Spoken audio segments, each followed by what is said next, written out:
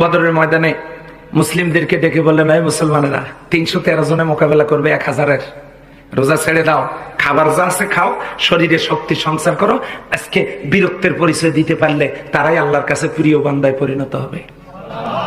ফরজ রোজা ছেড়ে দিয়া বদরের যুদ্ধ, আল্লাহ বদরের যুদ্ধে মুসলমানদেরকে বিজয় দান করলেন।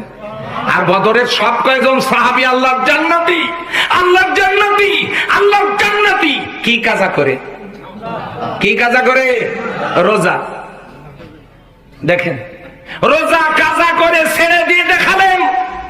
শুধু রমজান মাসে গাছের ডাল ভাঙ্গি নিয়ে মিসাক করে স্প্রে প্লাস্টার করে দেন না থুতু দিয়া, খালি রোজাই করেন না। প্রয়োজন যদি হয়, কোরআনের সমাজ যদি চালু না থাকে, কোরআনের সমাজ কায়েমের জন্য আমি নবী তরিকা রেখে গেলাম। প্রয়োজনে ফরজ রোজা ছেড়ে দিয়ে হলেও আল্লাহর জমিনে আল্লাহর দ্বীন কায়েমের আন্দোলন চালিয়ে যেতে হবে।